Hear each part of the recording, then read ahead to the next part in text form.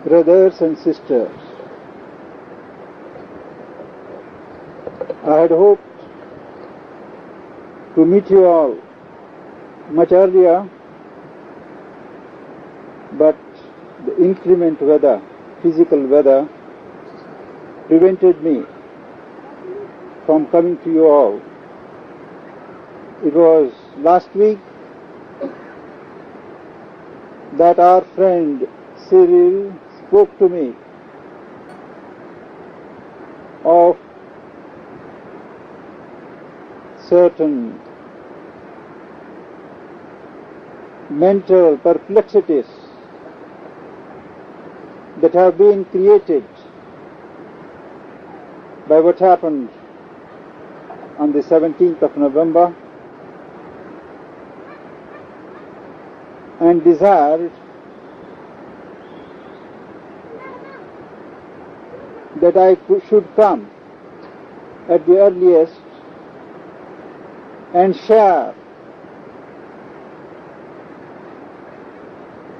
my faith and certitude with you all. Somehow it could not be done earlier, but I have been thinking of all friends here and desiring to put the proper perspective before all of you. After all, an event has to be seen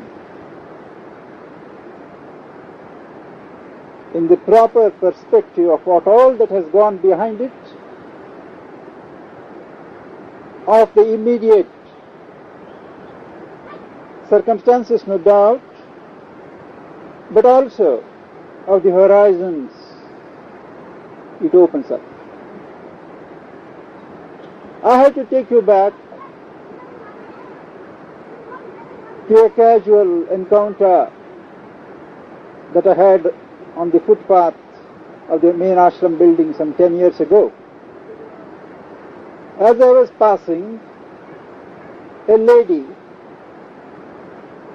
who has grown up here since our very childhood, she stopped me, and I don't know what made her ask. She asked me, do you think that the mission of Sri Aurobindo and the Mother will be successful this time? Spontaneously I replied to her, what do you mean? It has already succeeded. She was pleasantly surprised to hear me talk that way, and I explained, which explanation I shall elaborate. Those of you who have read the writings of Sri Aurobindo and the Mother know that their main objective has been to bring down the consciousness of the truth level, what they call the supramental consciousness and power on earth. They declared 100 times at least that their object in taking birth has been only to manifest the truth consciousness on earth,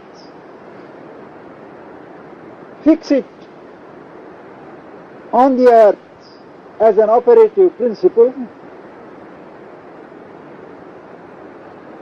and enable it to gradually transform the human life into a divine life. They pointed out that no other power except the truth power, the truth will, can do it. For thousands of years, man has tried to perfect himself, his life and his environment, but has not been able to succeed for the simple reason that every power that he marshaled and put into operation happened to be an inferior power, not a power of truth, but a power that derived indirectly only from truth. In the long course of evolution, those of you who have read Sri Aurobindo's letters know how there had been previous manifestations to bring down from the supernal heights the highest powers conceivable at that time in the evolutionary juncture, and establish it as an operative principle. We know that Rama came to evoke and set in motion the law of the sattvic mind, the enlightened mind. He was followed ages later by Krishna, who manifested the overmental consciousness, the delight consciousness of the Lord. Ages had to elapse before the next step had to be taken, and that was to bring down the vijnana, the truth consciousness, the supermind, the supramental power on earth, not for oneself, not as an individual siddhi, which the Vedic sages did years, thousands of years ago, but for the entire collectivity. Something that could operate as a fixed power on earth, not as an individual realization valid only for the particular individual. That was their object. This object, at any rate in Sri Aurobindo's mind, got clarified only after he came to Panditji. He first formulated it, spelled it out in the Arya. When the mother joined him here, mother also speaks of the divine consciousness in her prayers and meditations. Mother has never spoken in philosophical terms, to which I should say she had a great allergy. She plainly put it, it is the divine consciousness that has to manifest and transform life. Transformation of life is another concept to which we will come later. So both in the manifesto that was printed in the Arya, they announced that to make a new age possible, to make a perfect life possible, to make a perfect man possible, a new consciousness then has been hitherto manifest, has to be brought down and made active on earth. It was with that object that the mother joined him in 1920, and Sri Aurobindo accepted those who felt called upon to accept this ideal and strive for it. And you all know how the ashram came to be started in 1926.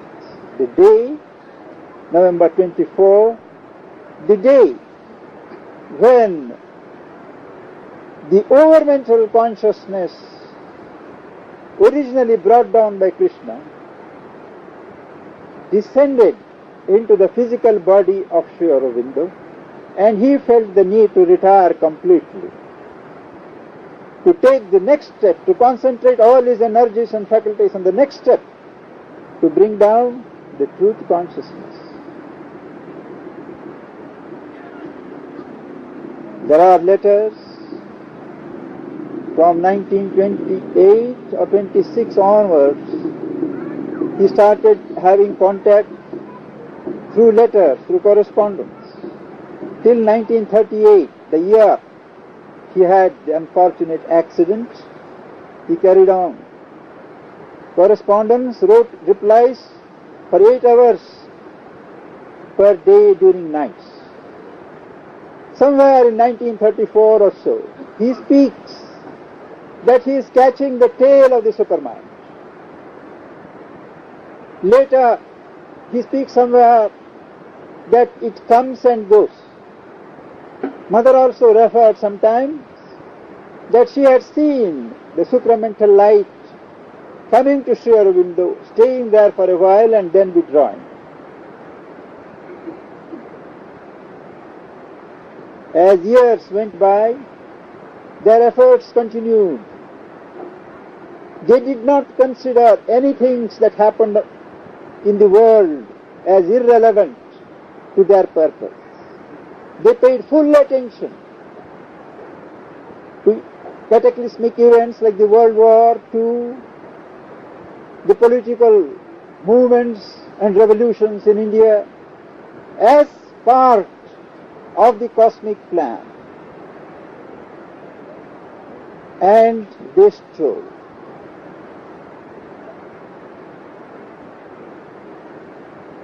A situation arose somewhere in 1950 or thereabouts when Sri Aurobindo found that the earth conditions were still resistant to the descent of the supramental force. If the supramental force were to come down at that stage, things would break. We have a hymn in the Veda which speaks of the unbaked jar. Unless the jar is baked enough with sufficient consistency and strong, it cannot hold the descent of God. To speak in symbolic terms. And Sri Aurobindo found that matter, physical matter, was not yet ready to hold the descent. It was then that he took a decision, to the genesis of which I have to take you back to the years somewhere between 1923 and 1926. In one of the evening conversations, I do not know if this particular one has been printed and published, Sri Aurobindo was asked, "Have you conquered death?" He replied, "If I take a cup of poison, it cannot kill me." That means you can't die. Someone asked. He replied, "There are only 3 conditions under which I would leave my body. 1, successful completion of my mission. 2, accident. 3, it being shown to me that it is not to be in this body." That stage had arrived in 1950. He saw, it was shown to him, that it was not, the final descent was not to be in his body. He took a decision to withdraw. And he has cured thousands and thousands of similar diseases by sheer will, by sheer writing blessings, of course putting what behind it, his force. But when that disease attacked him in 1950, he refused to cure himself. When Champaklal asked him Sir, why don't you cure it? He said, you will not understand.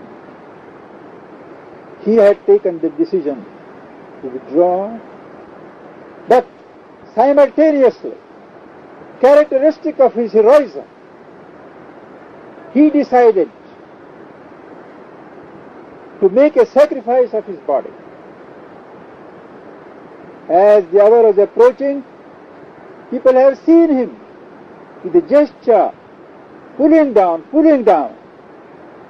and when the thing came down, the body was shattered.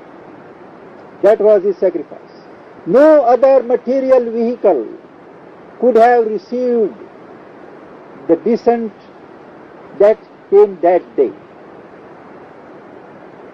And as it descended, as it got fixed in his body, simultaneously the mind of light got formed in the mother. She was an equally developed Adhar. And the mind of light, as you all know, is the physical mind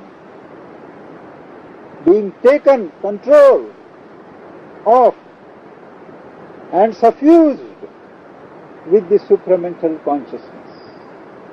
Mind you, the mind is not supramentalized, but the physical mind is taken charge of and suffused with by the supramental consciousness, and that is the mind of light, which got formed in mother simultaneously with the shedding of the body by Sri Aurobindo. That was in 1950.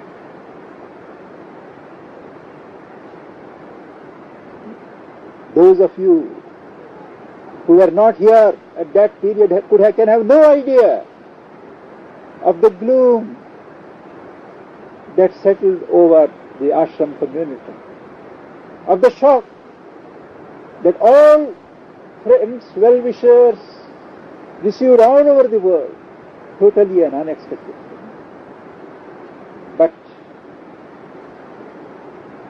there was the mother. She assumed control. She radiated the confidence, the faith, the cheer that revived everyone, and conveyed the assurance of Sri Aurobindo that he would not leave the earth atmosphere till the truth consciousness was established on earth. Thereafter, heroically, stoically, the mother continued the work, and somewhere in 1956, she was confident. Before 1956, she was pretty confident that that year would see the descent of the supramental consciousness on earth, not in one body or two bodies, but on earth. She said, if I remember right, for the New Year message that year, the greatest victories are not announced by the beat of drum. If I remember right, I am not sure of the text. This is the idea. But it took her and everyone by surprise events. All were sitting for meditation after the Wednesday class, which was originally intended for children. Of course, all of us are for children. After the class, there was meditation. It was the 29th of February.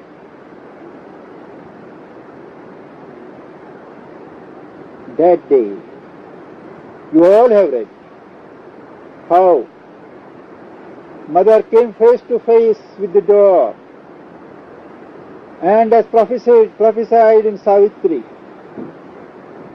she broke open the door, the dual doors, and let in the stream of truth consciousness flood the earth. Mother said privately to some, ''that when she opened her eyes, She expected that by the sheer impact of the descent, all the people on the playground will be flat.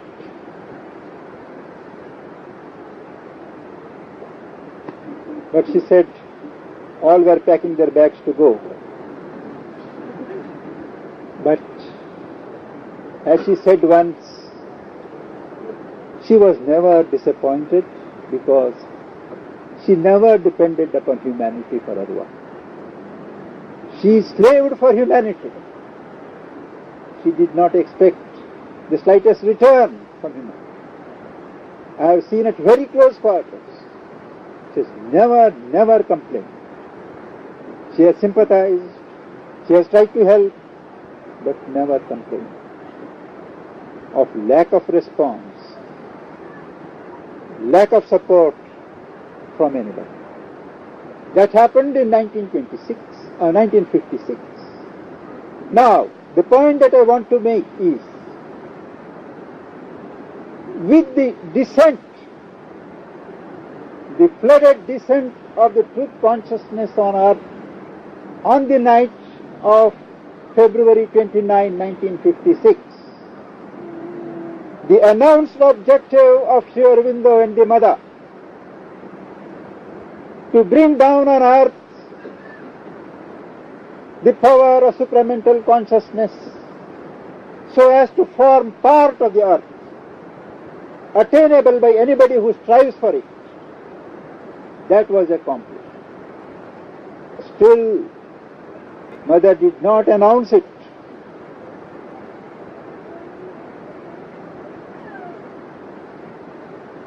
A few days thereafter, news got round, of course, and as confidence it was exchanged from one person to another. And then I told Mother, Mother has not said anything, but the word is going round that the supramental consciousness has descended. Mother didn't express any surprise, but she said, And it was somewhere then that for the 29th of March, an ashram artist painting, the Golden Purusha, was being printed, and with the prayer, the passage from the prayers and meditations, Lord, you have willed and I will execute. Like that there are three things. Those things had come from the press. We were 4 or 5 of us. She took the sheets and changed. I still have got it as a memento in my room. She changed from future to present. Lord, you have willed and I shall execute. There she changed in her hand, I execute. You have promised and they will be fulfilled. They are fulfilled.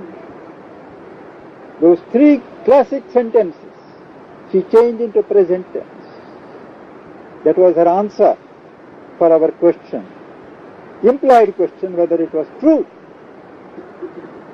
That was a milestone in the evolutionary journey of the earth. The prime objective to achieve which they had taken birth. Thereafter, it was a question of working it out, of working out the consequences. The main thing is done. But once the supramental consciousness is established on earth, thereafter, she herself explained, it was a question of extension, larger and larger extension, so as to acclimatize the earth to the vibrations of the supramental consciousness. That work she has been doing since 1956, in the last 17 years, with many changes taking place in the earth atmosphere.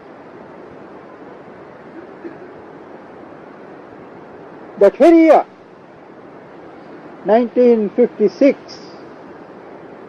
one could see the repercussions of the descent of the supramental consciousness, supramental force, in the international situation. I had recently occasion to meet a senior statesman in India, and he told me how from various informations, his own deductions, he had anticipated the Suez Canal crisis, invasion by Britain and France on the 9th of November 1956. It was intended first as a step to cut down General Nasser to size. It was intended to take place on the 9th of November so that the United States administration might not be embarrassed. Eisenhower was to be elected into power, voted into power on 7th of November. But somehow things happened and the invasion took place on the 2nd of November. That gentleman was very much intrigued. So he took a plane, came here, and while explaining things to mother, he told him, I have never been known to be misled in my calculations. Why is it that this time things have taken me by surprise? And he explained why he anticipated all these things. Mother smiled and told him, true, you have taken all things into calculation, except one important thing. Then he asked Mother, what is it? She said, you have not taken into account the new force that has come down. Immediately that man woke up to the situation. And since then, no situation that could easily have led to war previously has been allowed to develop into a world war situation because of this descent of the supplemental force of harmony, of unity. A world war, I have been crying hoarse for many years, whether in my writings or in talks. A third world war is impossible. There may be local skirmishes, local battles on other people's territories, but a world war, impossible. Even 1% chance is not there. Because the very basis for the forces of violence and war has been struck with the establishment of the original truth of union, harmony, love, knowledge, will. A new setup has been created which enables us to confidently expect the world moving towards one world. This is but one consequence. There are more consequences. The descent of the supermind has many repercussions. Some are to be worked out on a collective scale, some to be worked out individually, but all have to be worked out. There is the question of the perfection of the mind, an infallible knowledge, attainment of power which keeps pace with the knowledge. There is the change of human nature completely into divine nature, after which alone the process of transformation is possible. There is the consequence of immortality, physical immortality or terrestrial immortality. Now all these, mind you, are consequences of some central achievement which have to be worked out slowly, gradually. Mother once said, she asked Sri Aurobindo, after the descent of the supermind, how long do you think the process of transformation would take place? Sri Aurobindo looked up and told her, perhaps 300 years. Now it doesn't exactly mean 300 years, it gives an idea of the long period of time that is required. But Mother added, well, she was telling to us that he said 300 years, but you know, there is something like grace. Anything can take place. But in her own mind, she had no illusions. But she was a born fighter. She would always set about things with the faith that the thing will be done. I have seen even in small matters when she wanted a thing to be done. Even if we take factual information contrary to what she wants, she would not hear. Later when we asked why Mother is normally so open-minded, why she does not hear, she said it creates at that time contrary vibrations. It affects the work. We shall take care of those things later on. So, she started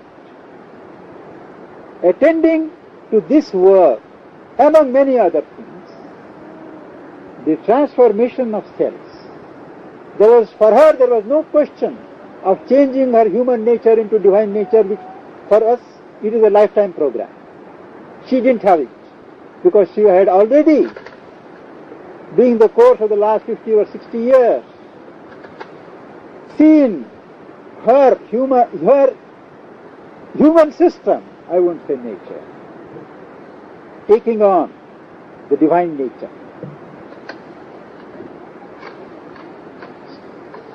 The process of transformation, she explained, means taking up each cell,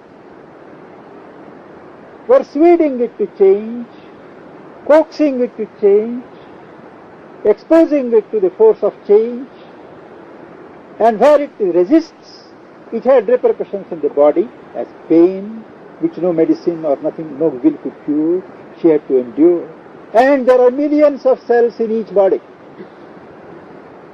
That was a laborious and a patient process which she was undergoing. Nobody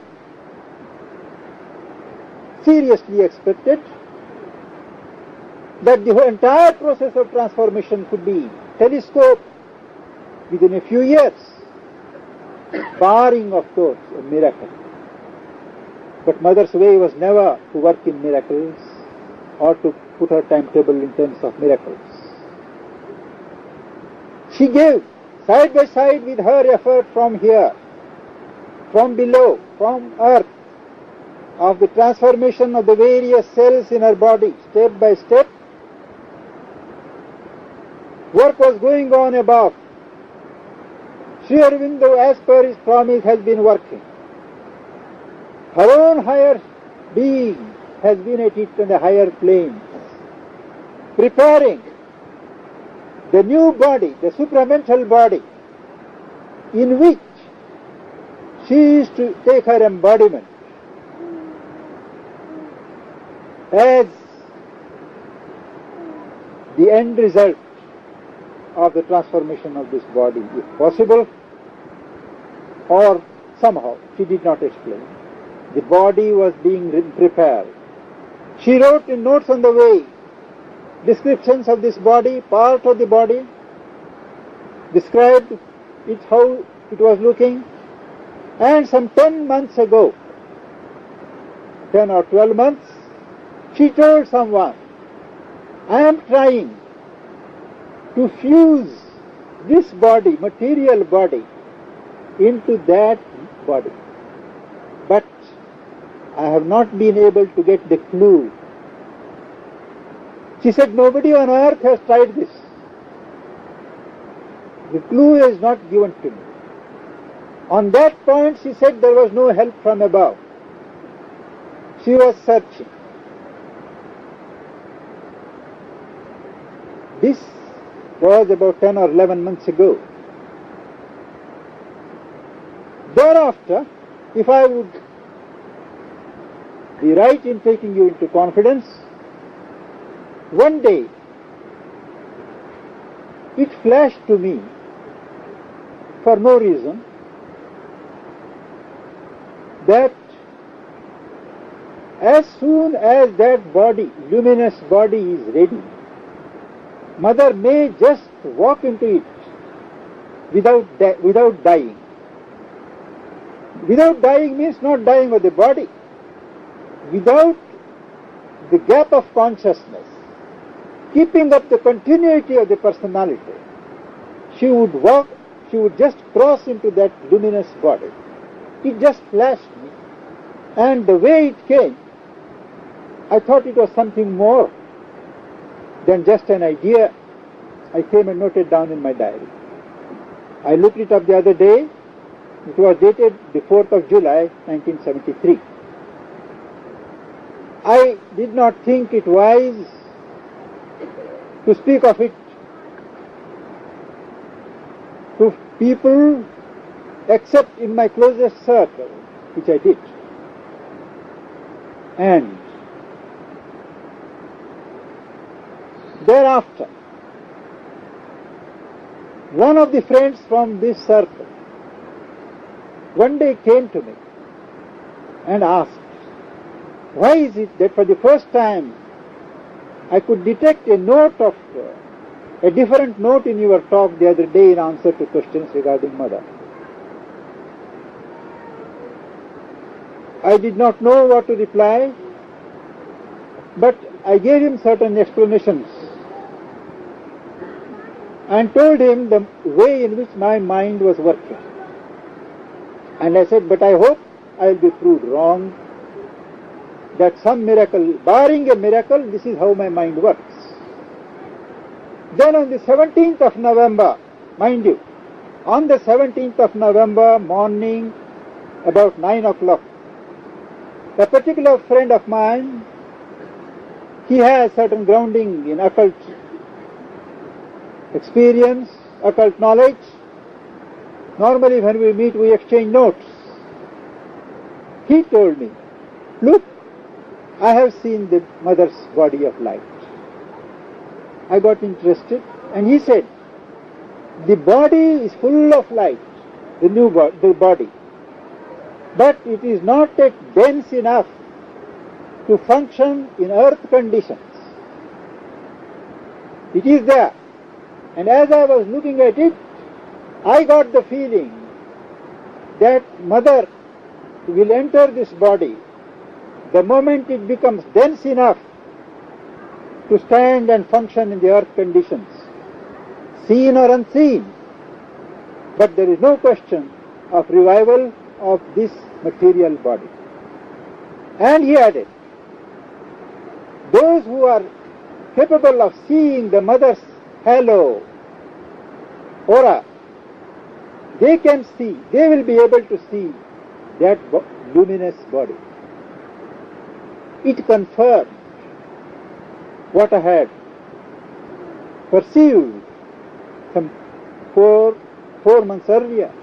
I told him as much. When I came back, it continued to dwell in me. And I told someone near me that I told in July like this, today there is this, perhaps it is confirmed. And that night at 7:25, as you all know, mother withdrew from her body. They say the cause was heart failure. But let me tell you, the heart failure was not the cause. The heart failure was the result of her withdrawal. She had decided, the moment things were ready, she has walked into that body. She is not passed away. She has changed her body. She has just changed her body. Not changed in the manner of the Gita, soul-changing bodies, but consciously, keeping up all full personality, she has gone into that body. And as it was revealed to me on that day, I forgot to tell you, that in that body she will function, working through those instruments who are open to her, expedite the work, the remaining work, the working of the consequences. But her activity will not be confined to ashram or to Aurobindo. For her, the whole world is her ashram. As I have put it, as I was led to put in my message to the radio that day, the ocean, the sea of love that the mother is, swells into an ocean. It's not a perception, not an idea, not an imagery, but an experience. I am sure all of you feel her presence. You can't feel the presence of a dead person as you feel hers. Do you feel any panic in the ashram atmosphere? Can you imagine 2,000 people who have lost their leader breathing this peace, this calm? Is there grief? Of course there is a certain pang of separation, physical separation. But she is there. Thousands of visitors who came afterwards, they have told that we were sad, we were grief-struck, we did not know what to do. We took whatever was available without thinking of the timetable, plane, trains, buses, cars. They arrived and they said within half an hour or 1 hour of arrival, their grief was completely taken away. And they felt it was worth coming. That she is here, she is not gone. She is here means not in the ashram, but she is on earth. Sri Aurobindo is there, Mother has assured us, in the subtle physical world, in his supramental body, waiting for the conditions under which alone he can manifest on earth. We do not know when. That body cannot function on earth till the earth's substance has been changed. The mother's body, the body that she has assumed, is nearer the earth. She is going to be the bridge between Sri Aurobindo's subtle physical body, in the subtle physical, supramental body in the subtle physical world, and this material world. Somewhere I remember Sri Aurobindo speaks of the mother as the golden bridge of fire. Well, she is the bridge. She is the bridge for all that is to come from above. For all of us who are loyal to her and who owe it to her to devote every minute of our lives to the achievement of her idea.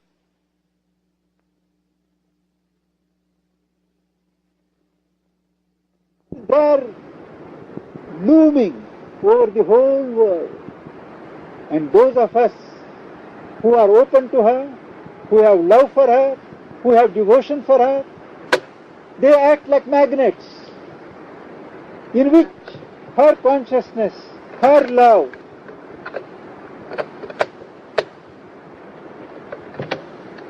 her force comes pouring down in floods. Keep that connection. Have a loving thought for her. Think of her with love. Do not think of the physical suffering through which she had to undergo during the last few years, which she bore because of us. But cheerfully, gratefully, joyfully, keep yourself at the disposal of the mother's consciousness. For her, there is no death. I remember on my last birth, on mother's birthday, 21st of February 1973, when I met her,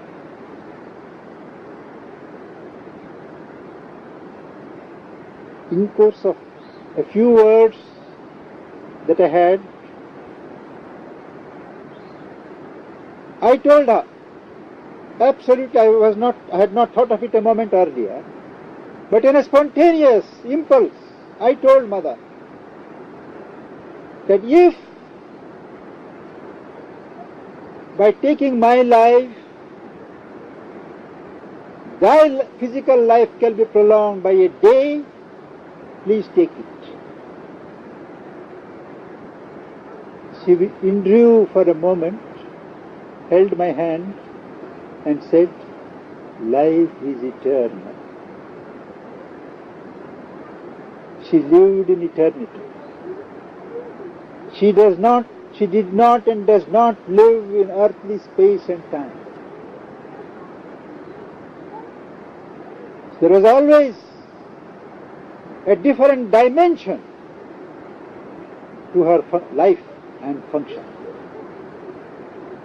She once told someone, one of the workers like me, she said, if I say something now, please don't quote it against me half an hour hence, because within that half an hour I have gone 500 miles ahead. That was years ago. That way, she did give us a glimpse into her real personality. I was watching one day, someone was talking to her. She said, but don't you see that only the part that belongs to this universe is here? You know what she means. There is no need for me to emphasize her supernatural aspects to you all. You all have faith in her, believe in her. But I am mentioning this as some things which you would love to know, which you would like to know. It's not to prove anything to you.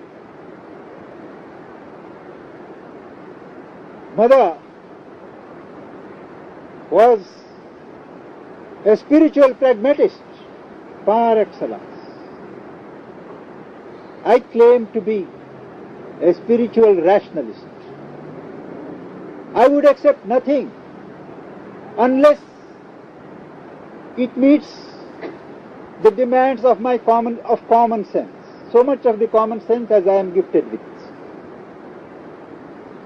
And I assure you, after 35 years of stay and service at the Mother's feet, I am proud to tell you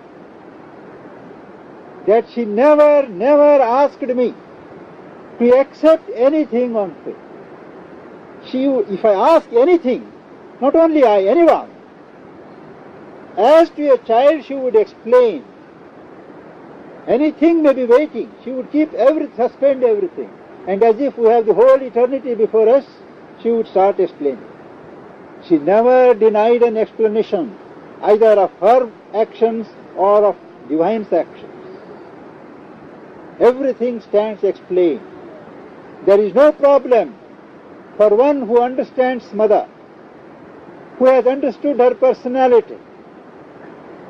If we misunderstand, if we have wishful thinking, if we have thought that she will do things for us, of course she did to a great extent, it is our fault. The teaching is great. The masters have been great. There is no question of success or failure. It is the discharge of their mission. The mission with which they were sent here. They have done it. So for 17 years,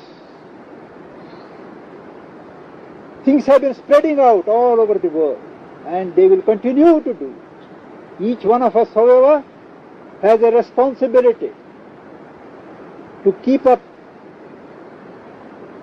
the great ideal of perfection of life, transformation of human life into a divine life.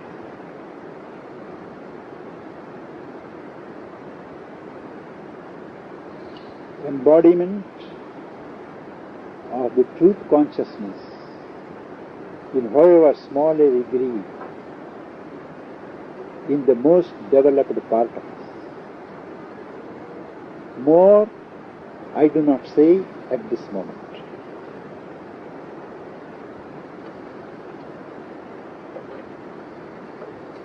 Any questions? I will be happy to answer.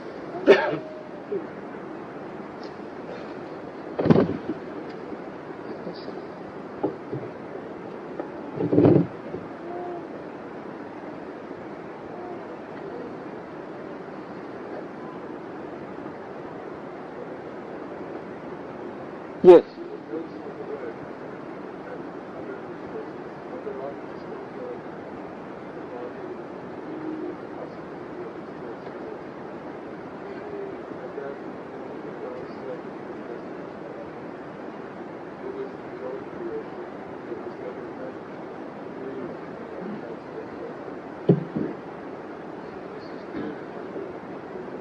Well, excuse me for interrupting you. I know what you mean. It was some years ago, before 1958. Was it 58? When mother was still going to the playground and holding classes. I think 58, was it?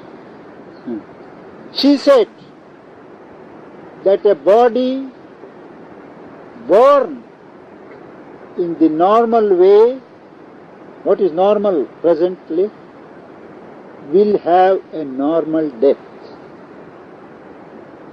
A body born in a normal way will have a normal death.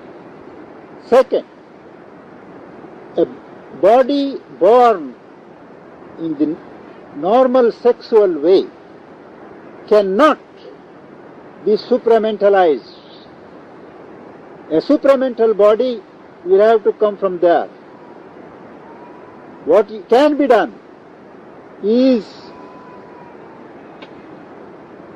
it can be brought to the level of the Superman, but not the supramental being.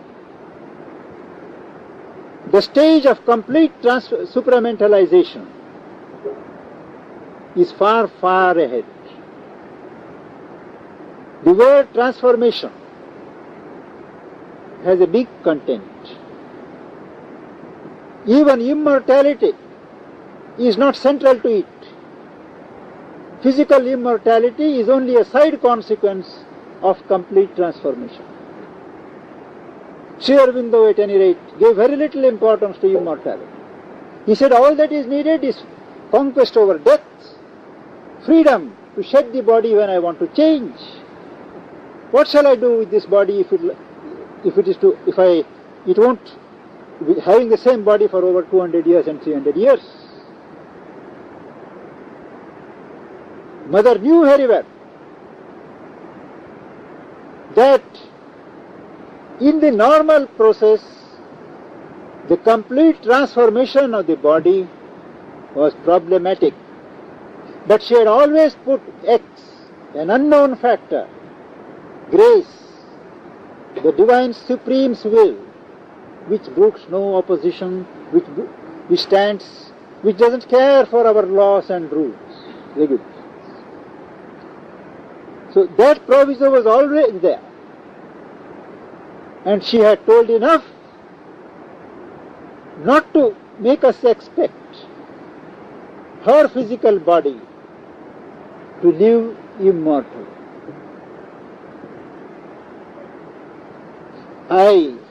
Frankly, we had expected, those of us who have been privileged to move at closer quarters physically, that she would complete 100 years. 100 years. And she had always spoken of 100 years. Even horoscopes cast in the Indian way, I do not know in the Western way, they indicated that the subject, the horoscope of the subject runs up to 100 years. But at the end of 100 years, no death was indicated.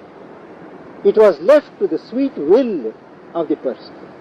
Not one but many astrologers have told me, not now, before, that it is up to 100 years there is the horoscope, thereafter it is left to the choice of the subject.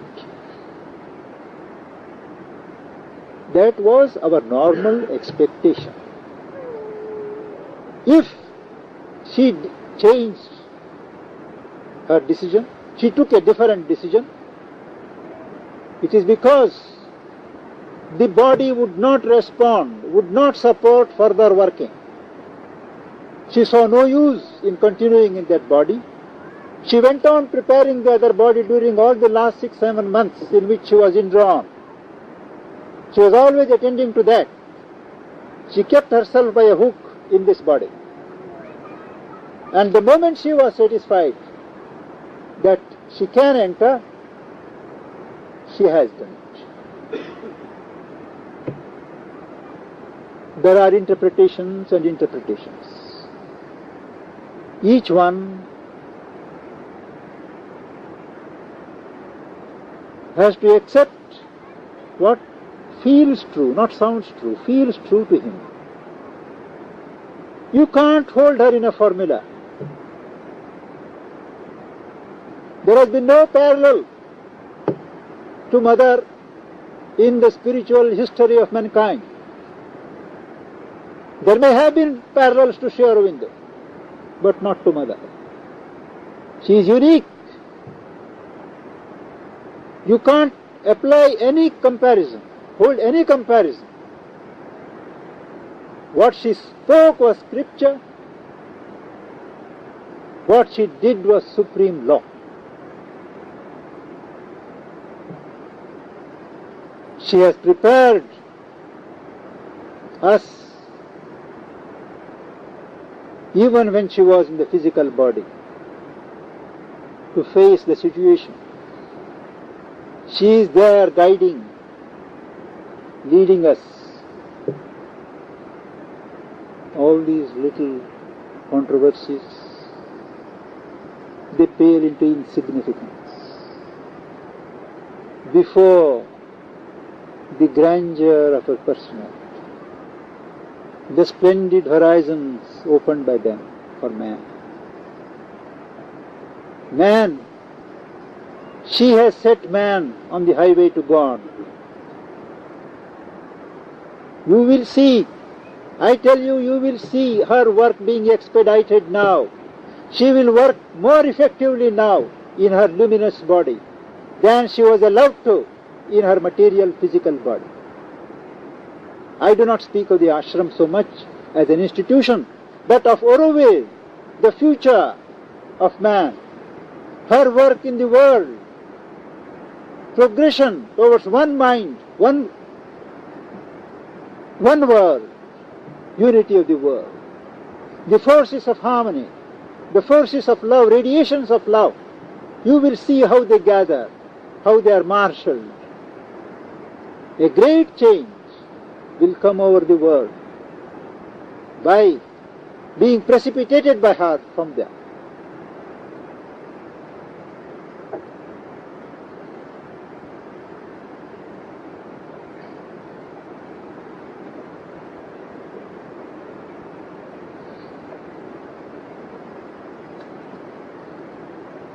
If we cannot reach the supermental body, those of us who are born, usual way, what is the function and what is the goal of humanity? To arrive at our highest possible perfection. By arriving at our highest possible perfection, we are creating the field for the intermediate race, the race of Superman.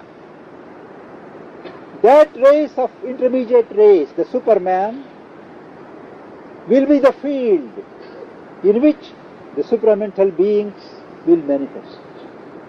How they will take birth, what is called birth, is a secret that nature or supernature have not yet revealed to us.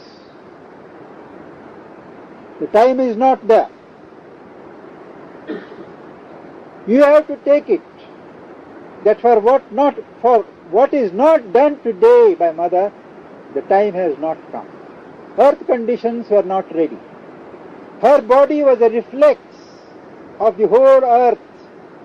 All the resistances and difficulties in physical matter were projected in her physical body, and she had to tackle each cell in a representative manner. That was why all the difficulty. That was why the decision. Do you mean to say that if she wanted individual transformation, she could not have done it? She had only to ask for it. And by a miracle, she could do it. But she would not. She herself told me once in another context, when I asked her some question about some recalcitrant natures, in others, recalcitrant habits in myself, when I asked her, she said, look, if I do like this, all I can make a change, all people I can change, but I do not want it. I want people to learn and change naturally. A change induced by me miraculously has no value for them. She wanted us to change in a natural way of evolution. She did not believe in doing things through miracles. And it is a good deal, to arrive at the highest possible state of perfection. That means, gentlemen, first, psychicization. To bring the psychic being within ourselves in the front of our nature. Let it govern all our movements, body, life and mind. Extension, cosmicization, universalization of our consciousness, so that the beats of the heart of the world can be felt in me. Thereafter, a spiritualization. Above the mind, above the terrestrial universe, all the levels of consciousness, they are to be scaled. After these three are done to their maximum, psychicization, universalization and spiritualization, all these three processes are